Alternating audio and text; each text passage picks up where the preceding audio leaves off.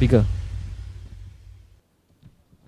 All right, thank you so much, Dino, and thank you so much for you guys joining us for the second day now. Seperti yang Dino sebut sebentar tadi, there's still a lot that we want to unpack throughout today. I mean, we're going to talk about MSMEs and digitalization and basically rebooting now. There's so much for us to unpack that, in fact, I think 2.5 days is not enough, but we'll do our best. And as usual, for all of you out there, we want this to be a two-way communication. We don't want us to just be telling you things, sharing with you things. Of course, that is all good, well and good, but we want to hear from you. So what's important is that keep your questions coming, and we will try to ask the questions that you pose, as many of them as possible, to all our panelists here today. So we hope there's going to be a lot of questions that's going to come in before we move on to the next session. So I would just like to give a brief intro and also introduction. I think Dino has actually mentioned a bit. We are going to talk about Google Malaysia, because with Google Malaysia, because I think it's important that when we talk about rebooting, digitalization, we just don't look at the local practices, but the global best practices and what the big players around the world are doing and how they can help you. Bagaimana mereka boleh membantu anda. Kita ada 3 orang panelists. We have 3 panelists today, and the new norm dictates that some of them will be joining us virtually. We have one that's going to be joining us physically, one that's going to be joining, and 2 that's going to be joining us virtually actually. And the first of that is Fabian Bigar, the CEO of MyDigital. He's going to share a bit about helping MSMEs, micro, small, medium enterprises, to grow in this digital economy. So Fabian is here now to talk to you about that. So Fabian, take it away.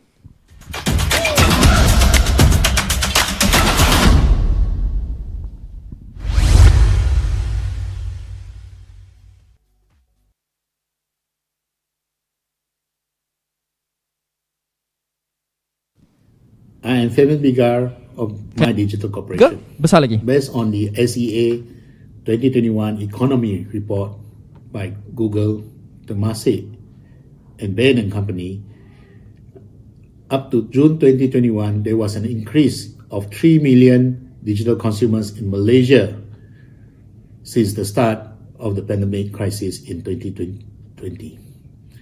It is also clear that this new trend is going to continue when 98% of the survey participants confirm that they will continue to use the digital platform as it has made their life easier and is part of the new normal.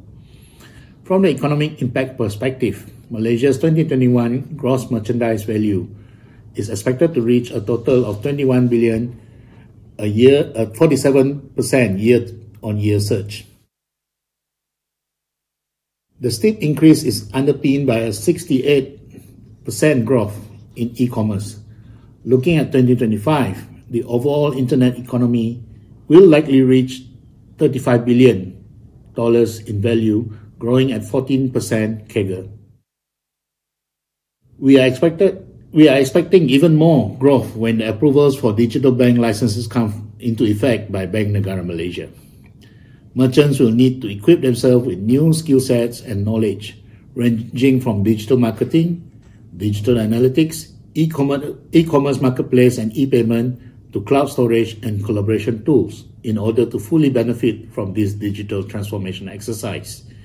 This is very much aligned to the initiatives by the Government of Malaysia under the Malaysia Digital Economy Blueprint and 4IR policy documents. MyDigital Corporation is driving the objectives and ensuring the country and its people benefit from the upskilling program, new economic value created, and also to advocate the importance of merchants to have an online presence moving forward. The SEA 2021 economy reports that 43% Malaysian merchants, online merchants, believe that they would have not survived the pandemic if not for digital platforms. This figure is highest in the region. 98% of these merchants have adopted digital payments, while 72% uses digital lending solutions. Efforts are being made to increase the resilience of the micro, small, and medium enterprises through the adoption of the digital technology and assisting the entrepreneurs who were severely affected by the pandemic and who have lost their income. This includes accelerating take-up of incentives, subsidies, or assistance programs and streamlining the understanding and communications on the various support measures available from different ministries and agencies. A total of 235,327 new MSMEs have adopted e-commerce from January to September 2021, with 2,759 of them have started exporting their goods. The Malaysia Digital Economy Blueprint brings forward the country's aspiration to successfully transform Malaysia into a digital-driven, high-income nation and a regional leader in digital economy.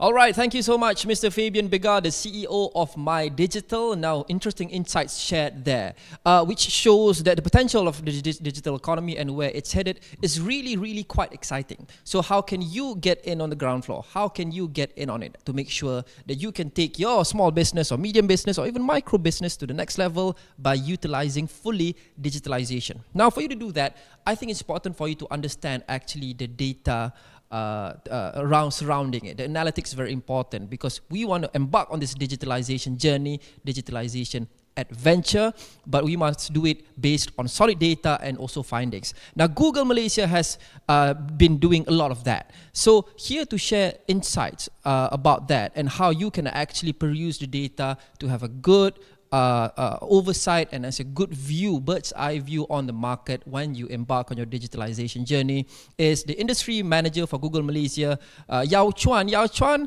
is joining us remotely, as you can see there. And Yau Chuan, I'm going to ask you to unmute your mic if you haven't done so. Can you hear me? And where are you joining us from, Yau Chuan? Hey, Lokman. How are you? It's good to be here. I'm joining you from home, as you can see behind me. I could have opted for a virtual background, but I decided to keep it organic and natural. Yeah, I love that. I love the background. It's very, very nice. So yeah, I understand that you'll be sharing some insights from the latest Southeast Asia e-economy report. That's e-economy. That was right. Recently launched, and it has some very interesting insights for our MSMEs to act on. So before we get into that, now that we're in the new year 2022, what's your hope for Malaysian MSMEs? Great question, Lokman. My hope actually stems directly from what I've seen from MSMEs in Malaysia, right? If you think about the last 2 years, every business has been forced to not just rethink, but reevaluate their business models. Most of that involve actually moving their business models online in some way to reach customers in that space, right? Let me give you a few examples that I love. The first example is an MSME called Lampu Cerita. It's run by this guy Zaid, who sells scented candles. Now, Zaid used to sell these scented candles in one state of Malaysia, but he saw the trend that everyone has kind of come online across all of Malaysia, and he was able to expand his business across the board using the help of digital tools. I actually happen to be a customer myself as well. I don't know if you can see, but I actually love it. Yeah, I have a few of their scented candles. I have one in every room. So when I'm feeling particularly stressed, I'll actually just light one up.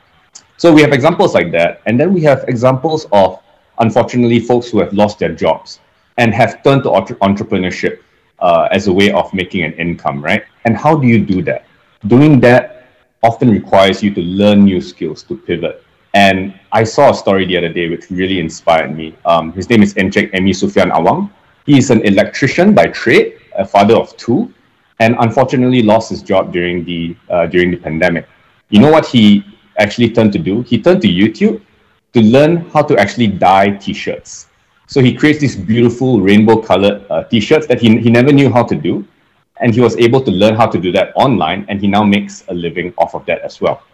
So based on these examples I've seen, I really think that this year and the next few years is the right time for Malaysian MSMEs to leap to the forefront of the global stage and really take our rightful place there among the leaders. So, your question is, what is my hope? I would actually say it's not so much a hope, it is a belief. It is a belief in the eventuality that Malaysian MSMEs will actually continue to show this Malaysia Boleh spirit and resilience in driving digital transformation, not just to survive, not just to be competitive, but actually to be leaders of all businesses on the global stage. I believe we can do it. Right, now let's jump right into the first insight. What would you say is the number one reason that MSMEs need to start thinking about digital solutions in their business and to expand and take the business to the next level? I guess the most obvious and straightforward reason, which is probably not new to everyone here, but so important that I think it's worth repeating again. You need to go where your customers are going. That is really it. As you know, during the pandemic, digital touchpoints, whether it was messaging services, social media, YouTube, anything that was happening online, was, if not the only digital touchpoint, the primary touchpoint for most customers to actually access their products and services. Even if you were less technologically inclined, right, Loman? You know, I give you a story of my elderly parents. You know what was the very first e-commerce purchase that they made online? It was for a pair of scissors because they couldn't tahan, they just needed to cut their hair. And you know, that pair of scissors has now turned into a weekly affair where once a week, they're actually online shopping for things, way more than I am, right? You quoted the Google released Southeast Asia Economy Report earlier. And that report actually shows this trend that I just talked about is happening for everyone that you know, your parents, your friends, your family, all across Malaysia. It showed us that there are 3 million new internet users in Malaysia during this time, almost all of which are accessing digital services. So I really think there is an opportunity for all MSMEs to not only engage with existing customers online, but to acquire these customers online, because that's really where you are. And it doesn't matter whether you are a virtual store or you're a physical store. I mean, Malaysia is really your oyster now. Yeah, that makes a lot of sense. We all shop online, and more of us are actually jumping onto the online e-commerce bandwagon, regardless of age, like you've just described with your parents. That's a very nice anecdote right there. So we all shop online. It's our go-to marketplace now. But with so many lockdowns in the country and many challenges that have hit the nation, and in fact nations across the world, are we still seeing growth online? And if yes, in which sectors? This is a very good question, Lokman. And I think this is a question that is on everybody's minds constantly, right? Because I think it's no surprise that when we looked at 2020, we were seeing a lot of pivots onto online platforms, and we saw growth there, as you rightly put it. Do we think it's going to continue? Like, what makes us think that, right? I think there are certainly signs that that we are going to continue seeing considerable growth online. We're still seeing it. Again, if I look at the Google Southeast Asia Economy Report, I can point to a few trends reported there that tell us this. Number one, in 2021 itself, we continued to see considerable growth from e-commerce, from food and transportation as well. In fact, e-commerce grew a staggering 68% year on year in Malaysia. Okay, so that is the first data point that I look at. Number two, every Malaysian on average is using 4 more digital services than they used to, 2x what they used to have. So you think about a mobile phone. If I used to use 4 apps regularly, I am now using 8 apps. That's 4 more businesses that I'm letting into my life.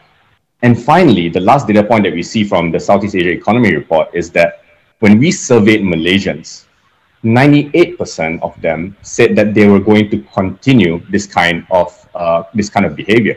So I look at these 3 signs and I think, yes, there are signs that considerable growth is going to continue happening.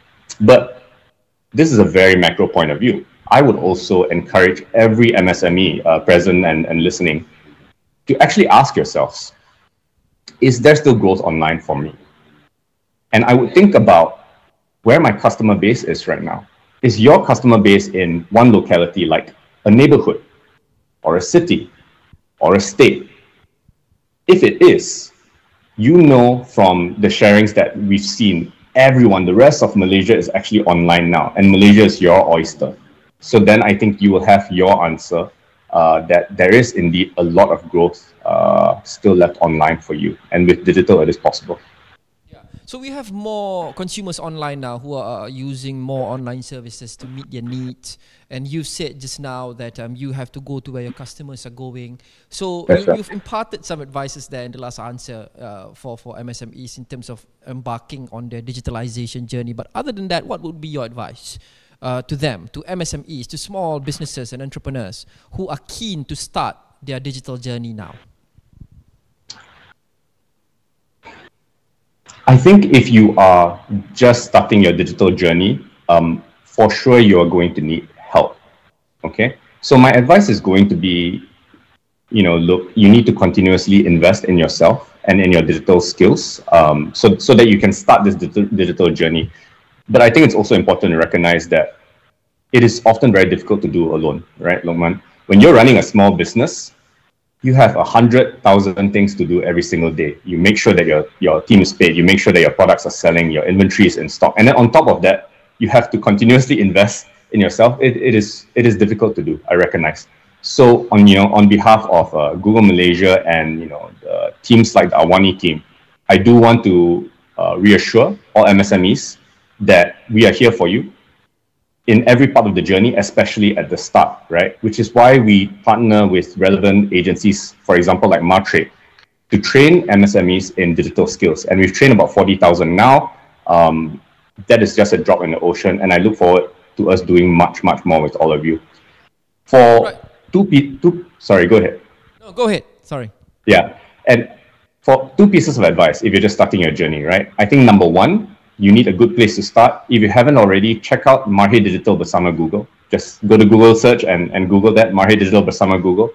And you'll find that we are running year-long free classes on all aspects of digital transformation all year long. You will find something over there that fits you. It is a great place to start. My second piece of advice is really absorb and learn as much as you can from other MSMEs, other peers who have walked the path before you. For example, I think right after this, Dough by Sarah Bakery, an amazingly resilient SME, is also going to be coming online to share some of her best practices. That would be my 2 pieces of advice. So there are many tools and platforms that MSMEs can use, and as you said, especially for those who are just starting their digital journey now, they need a lot of help. So every MSME, every company, in fact, has its own unique wants and needs. I mean, it depends on the industry, on your size, what you want to do. So the circumstances are very different. So there are so many tools also, and so many platforms, services provided. So how do each MSMEs actually find the digitalization tools or platforms that's right for them, that's tailor-made for them? Yeah, this is also a very, very good question, because to be honest, there are hundreds of digital tools out there, right? We could spend an hour just listing them out and I probably wouldn't get to the end of it. Loman, what I would advise is actually not to start with the question of which digital tool should I be looking at and adopting. The question I would actually advise every MSME to start with is, what is the focus area that I want to drive my business in? When you're clear about the focus area, I guarantee you will find a tool that matches exactly that easily, okay? Now, to simplify and guide sort of like how MSMEs would think about it, again, let me quote the Southeast Asia Economy Report published by Google. It highlights 2 major focus areas for transformation. And MSMEs should think about this, right? Is my focus area number 1, customer-facing solutions that will allow me to drive more demand and business for my products?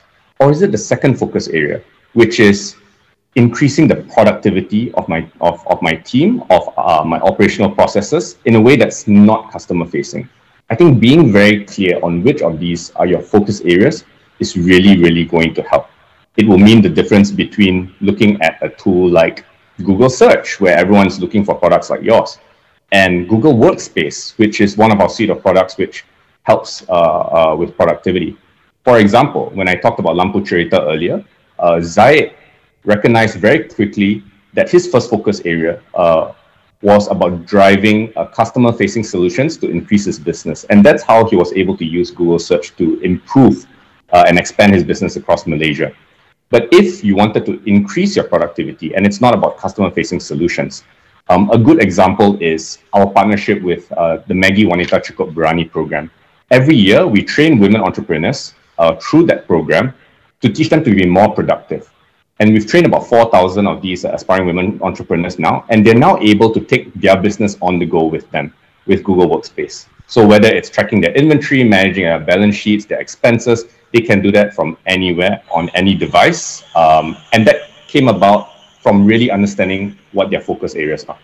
Yeah, I think we have time for one more insight before we wrap it up. I think a lot of the conversation when you talk about SMEs or MSMEs with regards to digitalization, a lot of the conversation among them at least becomes about surviving. It's all about surviving because there's this digital wave that's coming, more consumers are coming up online, so we have to ensure that we have a presence online to survive, which personally I think is a bit misguided because it's not just about surviving, but it's also about thriving and using this new tool to not just make sure that your company survives, but it also grows from strength to strength.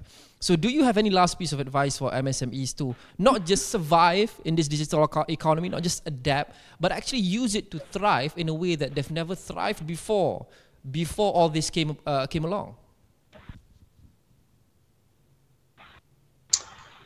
I completely agree with your sentiment, first of all, that first of all, surviving is a good ideal to have, don't get me wrong. But I do think that, like I said earlier, the time is right for us to take our place on the global stage. Because if you think about it, every business globally is going through the same issue.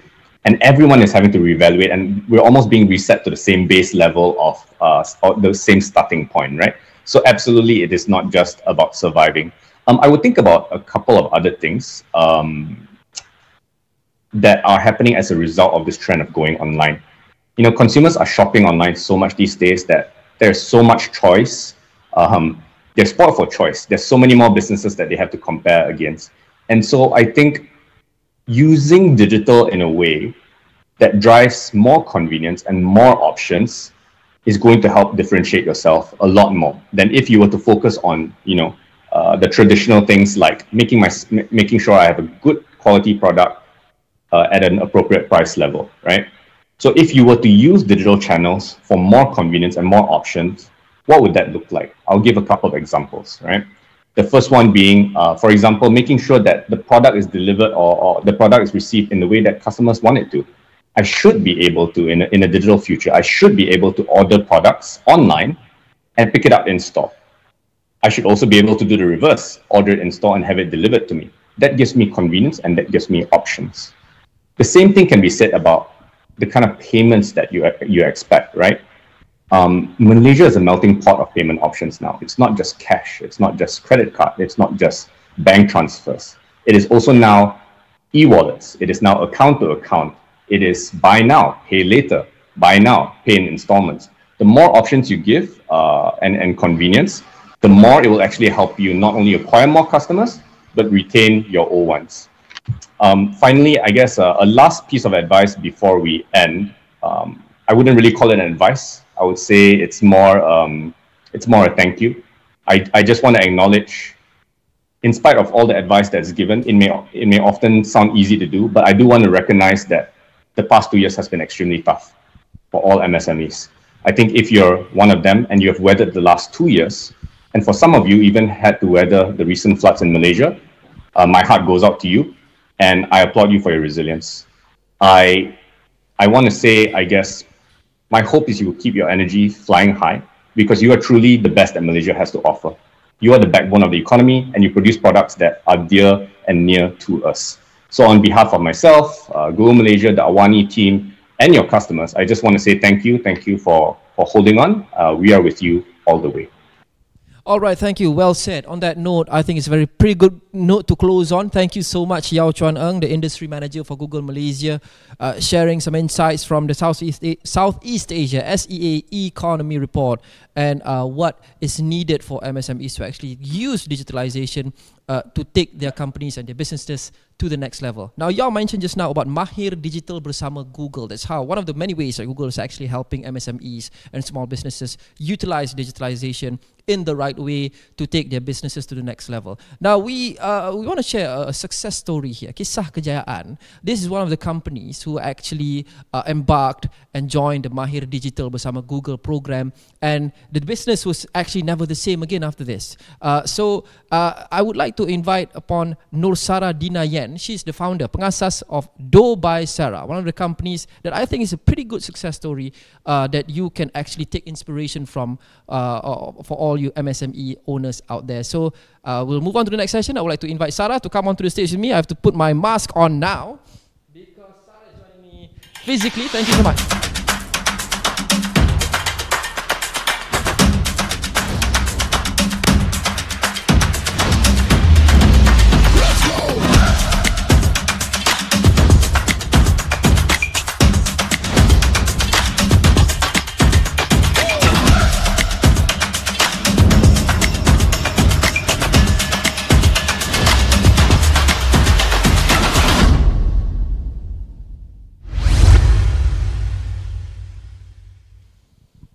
Sarah, selamat datang. Terima kasih kerana sudi menjemput saya pada hari ini. Apa khabar? Baik? Alhamdulillah baik. Okay, Do by Sarah. Mungkin ada yang dengar, ada yang tak dengar. Tapi sebelum kita bercerita berkenaan dengan bagaimana pendigitalan atau digitalisasi membantu mengembangkan perniagaan Sarah, mungkin boleh kongsikan dengan penonton di luar sana sedikit sebanyak berkenaan dengan perniagaan Sarah dan apa dia Do by Sarah ni. Okay, sebelum tu saya kenalkan diri saya dulu. Nama penuh saya Nur Sara Dina dan saya startup bisnes ni sebenarnya dah nak masuk 3 tahun lah, tapi startup daripada rumah. Jadi tahun lepas saya start buka bisnes physical lah senang cerita. And then masa tu memang betul-betul masa tu tengah COVID pun tengah meningkat, and then orang pun kena buang kerja, jadi kita ambil macam satu inisiatif untuk membantu orang lain untuk orang kata kita nak kongsi rezeki jugalah, kan. And then terciptalah kat situ Do by Sarah dekat Bangi Section 3. Tapi sebelum Sarah baking dulu, Sarah sebenarnya kerja Navy, and then kerja Navy dan berhenti. Servis dalam 4 tahun macam tu, dan berhenti, and then bermulalah kisah Do by Sarah Bakery. Asalnya sebab saya buat roti. And then lepas tu saya start up upgrade skill, dan pergi ke cake macam sekarang ni, VVIP cake, wedding cake, macam tu lah. Macam mana perjalanan dari Navy ke baker itu? Adakah baker ni memang your passion, memang sesuatu yang memang Sarah nak buat dari dulu dan minat? Sebenarnya, okay, ramailah yang tertanya sebenarnya betul ke Navy ni macam tu kan. Tapi tak apa, okay. Sebab pada asalnya saya bukanlah ada orang kata skill untuk baking, tapi sebab kita nak, orang kata apa, nak something produktif dalam hidup kita. So Sarah ambil keputusan, okay lah, why not kita tengok YouTube ke apa kan, tengok kita try. Lepas tu kita pun cubalah, kita cuba. So self-taught, ajar diri sendiri je? Itu permulaan, dan bagi kat jiran apa semua, and then pada situlah startup bila mulut ke mulut kan, dia kata oh Sarah ni mungkin pada buat kan, then dia pun suggest dekat kawan-kawan, and then bermulalah dari situ rezeki sikit-sikit datang masuk. Kemudian PKP PKP. melanda negara kita. Mac 2020 banyak perniagaan kecil macam Sarah sudah tentu terjejas dengan teruk. Boleh cerita sedikit pengalaman yang dilalui masa PKP, kemudian PKPB dan macam-macam jenis PKP, dan bila dalam tempoh berapa tahun, mungkin setahun setengah atau 2 tahun PKP itu berlangsung, berkuat kuasa Sarah fikir, okay, I need to change I punya business operation. Ya betul. Okay, kalau selalunya kalau PKP kan, takkan orang nak buat wedding kan. Wedding kan tak boleh. Lepas tu orang nak celebrate birthday pun macam orang pun tak ada mood sangat kan. Jadi apa yang Sarah tukarkan dia adalah bila orang duduk rumah ni, orang suka makan kudat-kudat. Kudat-kudat kan. Jadi kalau orang work from home pun sambil tengok kerja pun orang makan kudat-kudat. Jadi Sarah tukarkan dia kepada peria goreng. Okay, peria goreng. Lepas tu Sarah buat something produk yang kita boleh post jauh. Maknanya orang tak perlu datang kat tempat kita. Macam kalau Sarah kan, Sarah bertapak kat Bangi. Kalau kek kan orang nak kena self pick up. Kalau nak delivery mahal pula harganya kan. Jadi Sarah buat something that yang macam kita boleh post. Dan selamat untuk post lah. Macam kek of course lah tak berapa boleh, tak berapa disarankan. Tapi Sarah nak selamat, Sarah ambil kudat-kudat. Macam contohnya Sarah buat bawang putih goreng, peria goreng. Jadi bila benda tu boleh sampai dekat customer, kan, customer pun happy dan kita pun okey lah. Kan start daripada situlah, setiap minggu 250 balang untuk seminggu. So kalau dah sebulan tu banyaklah. Jadi yang penting kebolehan dan kemahuan kita untuk adapt bila ada situasi yang tak dijangka-jangka tiba-tiba berlaku. Ya, benda tu contoh kan, macam Sarah kata Sarah kek. So Sarah kena ubah sikit je tapi still dalam landasan F&B macam tu. Jadi Sarah ubah sikit je untuk customer tu reach kita punya produk. Sebab dia tak boleh nak datang kan, sebab ada sekatan jalan raya apa semua. Jadi Sarah buat satu inisiatif supaya barang kita sampai dekat tempat dia macam tu. Jadi penting juga untuk SME khasnya, perniagaan kecil, untuk keluar daripada comfort zone mereka, kerana mungkin ada di luar sana yang kata kepakaran saya ini dan ini saja, dan apabila jadi sesuatu perkara macam PKP ke apa yang membuatkan mereka tidak lagi boleh melakukan perkara itu sebagai main source of revenue, mereka perlu berani untuk tinggalkan comfort zone mereka dan cuba benda baru, ambil risiko. Ya betul, saya sangat setujulah kalau kata kita keluarkan diri kita daripada comfort zone. Sebab kalau kita tak cuba, memang kita tak ke mana lah. Macam tu maksudnya. Macam Sarah cakap, Sarah pun baking kan, dari baking kek, tiba-tiba pergi ke periuk goreng. Sebab in that situation, Sarah terpaksa sebab Sarah ada komitmen lain untuk ni kan, untuk macam family ke apa semua. Tapi Sarah terpaksa tukarkan sikit je, twist sikit je. Selagi tak, orang kata tak keluar daripada landasan F&B, then it's okay macam tu. Supaya orang kenal, dia ni bukannya boleh buat kek saja, tapi dia boleh buat periuk goreng macam tu. Versatile. Yes. Agile, tu yang penting. Yes. Tapi yang penting juga adalah kita tahu apa tools yang kita nak guna pakai. Platform untuk kita. Khasnya kalau kita bercakap berkenaan dengan nak mendigitalkan perniagaan. Dan tadi kita sebut berkenaan dengan Mahir Digital bersama Google. Bagaimana program seperti Mahir Digital bersama Google ini membantu Sarah mendepani cabaran-cabaran khasnya pada PKP, dan pada masa yang sama juga membuka peluang dan mata Sarah kepada peluang-peluang baru dalam perniagaan melalui digitalization? Saya sebenarnya suka sangat soalan ni sebab sebenarnya saya tukarkan bisnes saya ke arah digitalization kan. Okey, sekarang masa zaman PKP tu ramai orang buat tutorial how to semuanya dekat Google kan. Kalau kita buka Google je, kita search how to make periuk goreng, how to make cake macam tu kan. So si sumbernya, permulaan dia memang daripada Google macam tu. And then Sarah pun daftarlah bisnes Sarah dekat Google My Business. Dari situ bila customer Sarah dapat macam merasa barang kita, contohlah customer tu daripada Johor kan, and then kita cakap dengan dia, boleh tak review dekat saya punya ni. Dan bila customer ada yang review, so dia review bagi 5 bintang, and then automatically Sarah punya produk jadi autopilot. Sebab orang mencari produk kita macam saya lah sekalipun, macam awak ke kan, kalau awak nak pergi kafe makan kan, awak kata Google lah. Google lah, tengok rating. Yes, so kafe tersedap di Daman Sarah contoh and then kita tak tengok top 1 dulu, kita akan tengok rating dulu, rating and review. Dari situlah Sarah punya by Sarah ni jadi, orang kata, jadi bualan untuk orang cari macam periuk goreng, macam kek. Even Sarah punya tempat walaupun kat Bangi, terposok sikit, tapi customer Sarah ramai daripada KL, kadang-kadang ada dari negeri, ada dari Johor lagi datang semata-mata untuk dapatkan produk Sarah.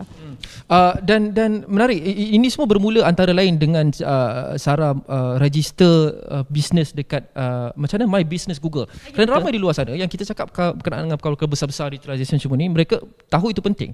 Tapi ada juga ramai yang bertanyakan apa first step? Benda yang mungkin low hanging fruit yang boleh mereka buat secara senang dan cepat untuk first step. Dan adakah register bisnes di bawah My Business Google itu salah satu first step yang boleh dibuat dengan cepat, tapi kita letak ada presence digital yang membuatkan, macam Sarah cakap lah, orang mula perasan, orang boleh Google, orang boleh bagi rating, so itu pun boleh membantu. Betul sebenarnya. Untuk first step, kalau ini pendapat Sarah, untuk first step memang Google. Sebab bukan apa, kita bila daftarkan bisnes kita dalam Google, sebab kenapa Sarah kata itu first step, sebab memang semua orang, termasuk awak, termasuk saya, apa-apa pun akan cari Google. Kat phone kita pun Google dulu kan. How to make my hair volume, contoh. Contoh. So apa-apa pun Google dulu. So that's why lah Sarah lebih percaya Google, sebab kat situ yang banyak membantu Sarah untuk, macam orang kata, enhance kita punya orang kata brand. kehadiran di platform digital tu. Sebab kalau macam semalam pun customer saya pun bila saya tanya dia, selalunya lah, bukan selalunya, setiap hari kalau customer saya datang dekat kedai, saya akan tanya dia mana dapat saya punya nombor, mana tahu saya punya kedai. Sebab itu saya punya survey. Dia kata, oh saya Google je, saya cari bakery near Bangi. Tengok awak macam rating top 1, kita datanglah kat sini. Tengok review banyak, kita datanglah sini. Macam tu. So kat situ membantulah. So kat situ pun dah kategori zero marketing. Buat apa you nak bayar ads mahal-mahal tapi you tak boleh nak go, nanti you punya business bayar dekat ads je. Register Google My Business percuma. Dia ada kelas dia percuma. Semua percuma. Siapa tak nak kan benda percuma? Faham? Jadi apa impaknya? Berikan gambaran impak dari segi angka kalau ada yang boleh dikongsikan. Sebelum Sarah buat perkara ini, embark on the digital punya platforms, dan selepas, apa perbezaan yang Sarah nampak dari segi figure, revenue atau sebagainya? Okey, impak yang Sarah dapat dari sejak Sarah daftar Google My Business ni, yang pertama adalah review daripada customer. Review daripada customer tu satu. Kedua, customer yang datang kat tempat kita adalah bukan dalam area Bangi sahaja. Yang datang macam Sarah cakap dari Johor kan, sanggup semata-mata datang kan. Padahal Johor Bangi tu berapa jam pula kan, tapi sanggup datang nak dapatkan kita punya produk. And then ketiga, bila kita ada review yang tinggi, kita jaga kita punya customer service apa semua, orang akan mengata tau. Kadang-kadang ada je orang tak tinggalkan review. Tapi orang macam, dia punya ni lah top 1 lah kan, review dia ramai lah, so dia akan jadi bualan dari mulut ke mulut. Okay. Yang ketiga, of course lah dari segi orang kata, bila dah dapat sambutan tu, of course lah duit pun masuk kan, alhamdulillah sangat-sangat. And then Sarah pun boleh hire pekerja, kita kongsi rezeki sama-sama. And then banyak yang orang kata banyak positifnya bila kita daftarkan kita punya bisnes dalam Google My Business ni. Ramai orang di luar sana yang apabila kita cakap berkenaan dengan nak menceburi keusahawanan, mungkin ramai antara mereka yang tak boleh terus terjun all out, berhenti kerja dan jadi usahawan sekelip mata. Kita faham juga kadang-kadang sebab kadang-kadang modal menjadi masalah, ataupun kita perlu masa untuk mungkin mendapat untung, rolling dan sebagainya. Jadi risiko besar untuk mereka ini untuk terus jump. Jadi mereka nak buat mungkin side business, perniagaan sampingan, dan sementara masih lagi bekerja, dan mungkin bila dah pick up side business tu mereka boleh fokus 100% menjadi usahawan. Ramai yang nak macam tu, tapi ramai yang mungkin ragu-ragu dan juga takut dan ada was-was yang mengatakan, boleh ke saya buat, susah ke, is this a worth it risk, komitmen yang saya nak bagi on top of kerja saya dan sebagainya. Mungkin Sarah boleh kongsikan sedikit sebanyak nasihat pada mereka, kerana Sarah pun ada juga buat jam dari Navy ke baker, so I think quite an interesting story. So apa nasihat Sarah kepada mereka ni? Okay, sebelum Sarah adanya bakery pun sebenarnya Sarah kerja graphic design setahun sahaja. Sebab masa tu nak pulun sikit lah, nak beli equipment. Tapi bukanlah Sarah cakap kalau you ada kerja then you nak buat macam business, dan yelah macam you cakap lah, kita faham kadang-kadang orang ni tak ada duit kan. Sebab bila buat startup business, kalau tak ada 50,000 dalam tangan jangan cakap. Okay, macam Sarah pun macam tu. Jadi Sarah start daripada kecil. That's why Sarah kata background Sarah start daripada rumah. Sarah berhenti Navy, then kerja sekejap, and then start daripada rumah. Kita buat kecil-kecil dulu. Tapi kalau kita buat kecil-kecil, kenapa kita tak nak daftarkan kita punya business tu dalam Google My Business? Itu bukan perkara besar pun, tak perlu modal pun, itu pun kecil juga. Yes, buat apa? Lagipun dia zero marketing. Benda tu kita daftar tak berbayar. So buat apa kita nak, kita online lah, basic lah. Dari basic lah kita nak jadi luar biasa. Kalau kita nak jadi, orang kata apa, kita tak nak jadi biasa-biasa, kita nak jadi luar biasa. Macam tu. Walaupun dia business online, walaupun sekumat kecil mana pun, you kena daftarkan you punya business dalam Google My Business. Sebab bila orang review kat situ memang orang akan macam bagi rating tinggi-tinggi, orang pam, and then dari situlah you akan jadi quite famous. Macam orang kata, oh kita beli kat sini lah kan. Mula-mula orang datang tu, oh rumah. Saya banyak kali, oh rumah. Kedai, rumah rupanya. Rumah rupanya. Itu rumah. Oh entah skar ke apa ke tak, ni rumah. Dekat Bangi memang banyak macam tu. Itu rumah. Orang cakap, tapi yang penting produk dia. Ya, orang kata tak ada kedai ke? Tak ada kedai. Cakap, insyaAllah nanti saya ada kedai. Tahun lepas ada kedai kan, alhamdulillah ada juga kedai. So orang tak adalah, oh ini bukan rumah ke, macam tu. So bermula daripada kecil lah kalau saya ni anak datuk, mungkin terus boleh ni kan ada kedai. Saya rasa tak ada company yang bermula terus besar Apple pun bermula dalam garage kereta dalam garage at some point, kereta. betul tak? Betul. Jadi saya rasa mungkin kita faham kesusahan ataupun ragu-ragu yang orang ada bila mereka mahu mulakan perniagaan, banyak risiko, komitmen dan sebagainya. Tapi mungkin tak perlu cakap ataupun mungkin tak wajar untuk cakap saya tak nak start kecil, tak boleh start kecil, nak terus menjadi besar. Everyone start small, right? Memang start daripada kecil. Contohlah kalau you nak jual tudung kan, ataupun pomade rambut ke kan, you start daripada kecil dulu, kuantiti yang kecil 100, then pakailah yang stiker dulu kan, and then bila you ada modal sikit, you asing-asingkan duit sikit, okay bolehlah aku buat pomade aku, tapi terus ukiran macam engrave dekat pomade tu kan. So, then bila dah ni barulah orang nampak wow eksklusifnya macam tu. Then baru ada kedai. Benda tu basic. Kita tak boleh nak terus aku nak famous, aku nak bayar. No. Sebab bila kita cepat famous, kita tak akan merasa yang susah-susah dulu. Biar kita susah dulu, barulah kita akan jadi senang. Macam tu. Bila kita dah biasa susah, kita akan lagi menghargai bila yes, kita senang. betul. Tapi dari tadi Sarah sebut volume rambut, pomade, apa lagi tadi? Macam perli saya je rambut saya tinggal sikit ni. Bukan.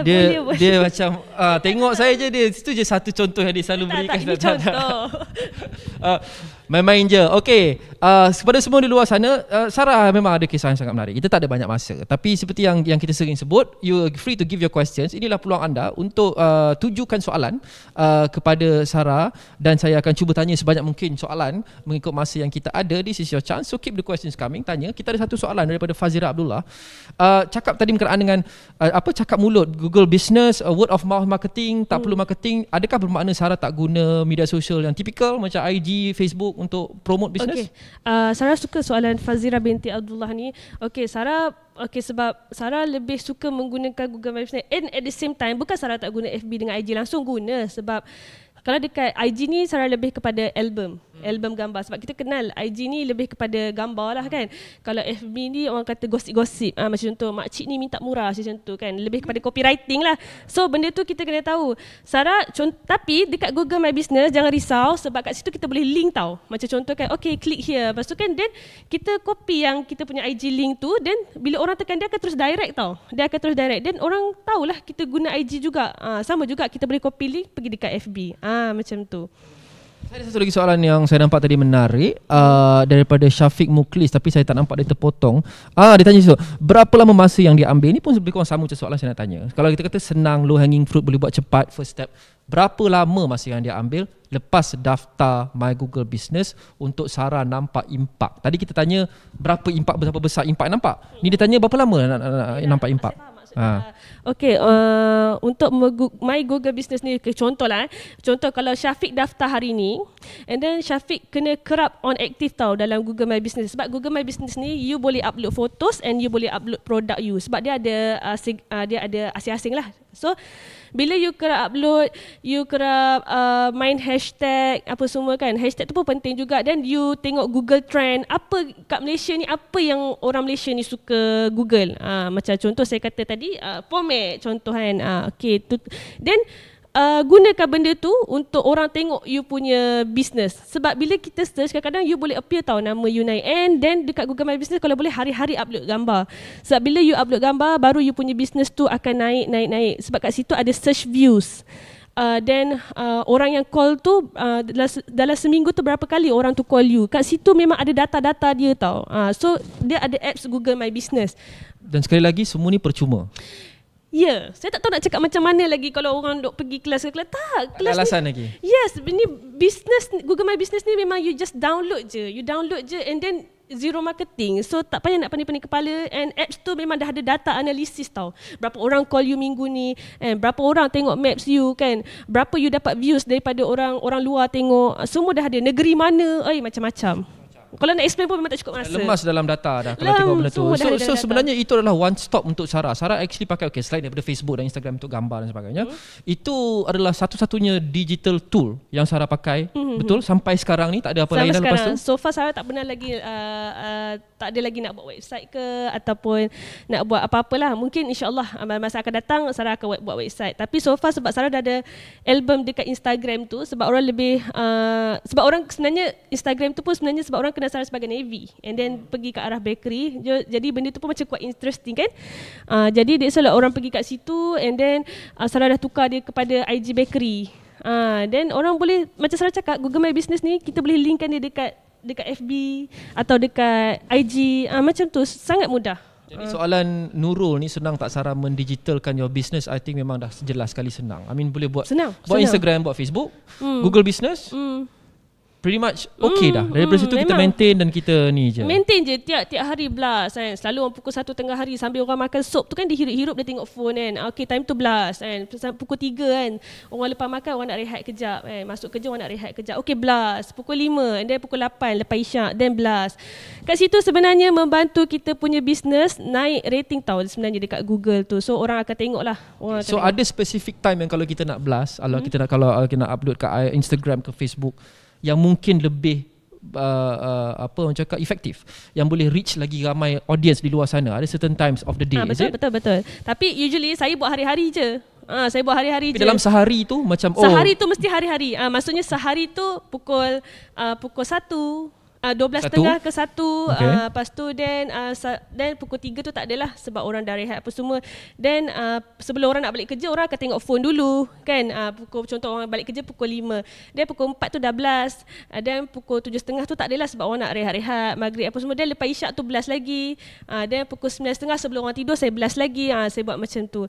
And lagi satu, saya punya tips, kalau ada customer kan, kita dapat satu customer, okay, dekat Google My Business tu kita boleh copy link tau sebenarnya. Copy link, "Hi you, awak dah beli saya punya bakery, saya punya kek, okay tak kek saya? Okay, why not you bagi rating dekat sini?" Then senangkan kerja customer untuk bila dia tekan, then dia boleh rating dekat situ and comment kat situ. Janganlah kadang-kadang ada customer ni dia malas lah nak ni semua kan. Jadi kita mudahkan dia, kita copy link, kita hantar kat dia, suruh dia rating kat situ. Dan dari situlah bisnes dia akan naik. Macam tu. Sarah sebut tadi Sarah tidak ada website. Tak ada website. Tak ada. Ada ambil order online buat masa ni? So far semua base pada Google dengan Instagram dengan FB, 3 tu je. So di Google boleh orang letak order online juga? Boleh. Boleh. So macam contohlah, okay, order now. Dia kat situ, dekat dalam orang kata dekat apps dia kan. Then kita copy lah www.whatsapp.my/011. Kan melalui WhatsApp juga? Yes. Dia ada banyak. Selalunya saya akan saya akan copy ke IG lah. Sebab IG tu pula dekat bio tu saya letak nombor phone. Biar orang pergi dekat IG. Ini tip saya lah. Biar orang pergi ke IG dulu sebab dia nak tengok kita punya album. Dia boleh buat ni lah. Lepas tu cake dan pastries, kita ni macam visual creatures. Kalau manusia kita akan tengok dulu cantik tak cantik, baru kita tengok yang lain tu lepas tu kan. Nak tengok rupanya macam mana dulu. Macam Doh Sarah ni, dia boleh buat dough gift lah. Dia boleh buat VIP cake. Dia boleh buat gingerbread untuk Christmas. Macam tu. So dari situlah orang, kita tarik dulu dengan visualization. Visual. Senang cerita lah visual. So bila orang tengok, wah warna-warni lah, dia boleh buat ni, dia boleh buat tu. So that's why lah saya tak terus ke WhatsApp, saya terus pergi ke album dulu. Pergi ke album, IG, and then kat bio tu kalau dia nak order, kadang-kadang dia DM, kadang-kadang dia klik je kat situ kan kat bio tu ada kita punya WhatsApp kan. Dia klik kat situ lah. Gambar tu memang dari mata jatuh ke hati lah. Yes, macam tu. Ramai juga yang luar sana, sama ada dia nak buat side business ataupun dia nak jadi usahawan full time. Mereka satu lagi ketakutan mereka ada adalah mereka kata, okay, saya boleh buat ni, contoh saya boleh buat kek, atau saya boleh buat karipap, atau saya boleh buat apa. Tapi kat luar tu dah ramai sangat orang buat benda tu. Dah ramai orang. So how do I stand out? Dan macam mana saya nak compete dengan yang lain-lain ni? Sebab kalau nak buat karipap, nak buat kek, dah ada 1,000 orang nak buat kek dekat Hulu Langat saja, Bangi, Kajang sebagai contoh kan. Do you have to actually introduce something yang betul-betul baru untuk mencuburi keusahawanan ataupun tak semestinya? Itu yang saya cakap kat diri saya semasa saya nak buka physical store. Bukan cakap kat physical store je, sebelum saya start nak pegang tepung lagi saya fikir dah. Tapi saya fikir kita bukan nak cakap pasal soal agama tau, rezeki masing-masing tak. Bukan kat sini. Tapi saya rasa kita kena buat lain daripada lain. That's why saya kata kita kena ubah kita punya peredaran zaman ni. Instead daripada nak flyers, kita ada Google. Kita setiap orang kat Malaysia ni semua orang ada phone. Awak ke saya ke makcik-makcik ke semua ada phone. So even mak saya yang 70 lebih tu kan, how to do a cake, how to ni. So benda tu basic tau. That's why saya ubah dia ke macam digital sikit. That's why saya masuk Google My Business. Saya nak ubah sikit je kat situ. Then contoh PKP, apa yang kau nak kena buat ni? Orang tak boleh datang tempat engkau. Kau tak boleh nak hantar kat orang. Kau nak guna Grab pun tak boleh, mahal. Pergi dekat Google Trend dan tengok orang Malaysia nak apa? Rupanya nak kudat-kudat, nak peria goreng. And then tukarlah sikit, okay kita buat peria goreng. Google Trend satu lagi benda yang boleh pakai kan. Sebenarnya benda ni semua ada under our noses, tapi kita macam tak perasan. Kita tahu Google search, Google image. Google image. Lepas tu kan macam saya katalah, saya ada berapa saya sebenarnya ada 3 lagi. Satu saya tak ingat, Google Premium ke apa saya tak ingat. Premier. Tapi yang saya kerap guna Google My Business dengan Google Trend. So trend ni boleh tengok trend apa yang orang nak. Ya, macam contohnya kan, saya tahu awak tengah tengok MU ke apa kan, sebab orang Malaysia suka tengok MU lawan dengan Barcelona contohnya kan. Oh, sekarang ni tengah, dia ada 2 tau, sama ada daily ataupun real time. Macam tu. So kita boleh tahulah, dan dari situ lah saya guna hashtag tu. Hashtag tu untuk membantu blast kita punya business. Macam bila dia tarik je, terkeluar pula kita punya kek. Macam tu lah. So saya nak explain panjang Google Trend pun saya rasa memang tak cukup masa. Saya rasa Google My Business tu adalah the best choice lah sebenarnya. Ramai especially lepas pandemik ni, ramai usahawan yang sekarang ni mempertimbangkan mereka kalau nak ceburi keusahawanan ataupun nak buat bisnes, ataupun nak yang sedia ada bisnes pun, diorang mesti bertanya, adakah saya perlu ada physical store? Mungkin kalau bakery mungkin ada lah. Tapi kalau kebanyakan bisnes di luar sana, adakah possible sekarang, dan mungkin adakah wise sekarang ini, keputusan yang baik untuk mungkin ada ada perniagaan yang online sepenuhnya, tidak perlu ada brick and mortar store pun kerana boleh jimat kos operasi. Apa pendapat Sarah? Okey, benda ni pun saya selalu jugalah macam tertanya kan, kenapa orang tak nak ke arah physical store? Saya pun tanya diri saya tahu, tapi sebenarnya first bila saya ada rumah ni kan, satu privacy saya. Kadang-kadang kalau macam kita tak sempat, orang kata baru lepas mandi tiba customer datang ke jengah-jengah kat tingkap Allah macam tu ke, apa aku tengok ni macam tu kan. Kita tak nak, senang cerita tak ada privacy macam tu. So tu satu. Nombor 2, ajar diri kita ada komitmen. Sedap buat bakery kat rumah apa semua, tapi kita lupa nak bayar bil elektrik, bil air dan juga sewa rumah. Sebab apa? Orang lain bayar. Faham tak? So kita tak ada komitmen kat diri kita. Rupanya kek yang kita jual tu harga dia lagi rendah daripada yang market sekarang. Faham tak maksudnya? Okay. Jadi yang ketiga adalah bila kita ada physical store, percayalah cakap saya, bila kita ada physical store, kita belajar komitmen satu, kita ada knowledge baru satu, kita dapat trusted daripada customer satu. So bila ada physical store, kadang-kadang ada je tiba-tiba tetamu yang tiba-tiba datang kan, ada kedai bakery kat sini, dan dia sambarlah apa yang ada kat dalam tu kan. Dan lagi pula bila kita ada physical store ni, orang pun tengok dia ni daripada rumah ke physical store, macam tu. Okay, satu lagi soalan berkenaan dengan Google Business daripada Fazira juga. Sarah, soalan ni mungkin macam ni sikit lah. Dia tanya, you boleh delete atau select tak rating dekat Google Business tu? Ada rating kadang-kadang best, ada rating kadang-kadang tak best. Boleh delete atau tukar, atau kita pilih ke rating yang akan appear tu? Faham, saya faham maksud dia. Saya excited kan. Okey, saya faham. Saya kan, saya sebenarnya risau tau bila ada bisnes ni macam ni kan, tiba-tiba orang rate 1, 2 kan. Sebab bila contoh kita ada sekarang ni, Sarah ada 5.0 star dekat Google My Business. So kalau orang Google Dubai Sarah pun, orang tengok ada 135 orang, semua 5 je kan. Ada pun ada 2 orang je 4. So orang macam betul ke kan?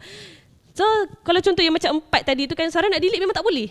Memang tak boleh. So sebenarnya merisaukan kita bila orang rating, contohlah ada contoh 10 orang rating 5, tiba-tiba ada seorang rating 1. So automatically kita punya rate tu jadi 4.3 star macam tu. Rata lah.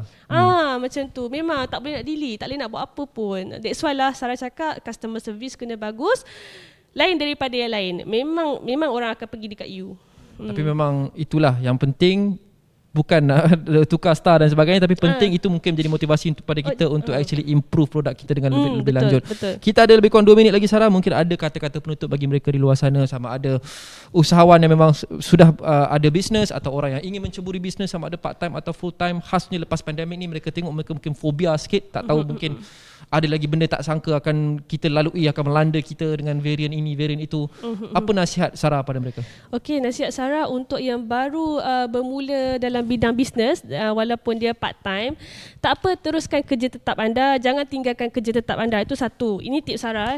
Yang nombor 2, yang kalau kita buat bisnes kecil-kecil ni macam part time sekarang ni, buat, tapi jangan lupa walaupun sekecil kumat mana pun, kena daftar Google My Business. Itu nasihat Sarah. And then jangan lupa juga yang ketiga, belajar letak diri tu ada komitmen. Kalau boleh nak bisnes ke arah full time, macam tu, biar ajar diri kita ada komitmen. Oh, aku kena bayar sewa 3,000 tiap-tiap bulan, sebab bila kat rumah ni kita selesa je kan, orang dah bayar. So ajar diri, then you akan dapat ilmu tu lebih banyak. Tapi apa-apa pun, sekecil sekumat mana pun, daftar anda punya bisnes dekat Google My Business.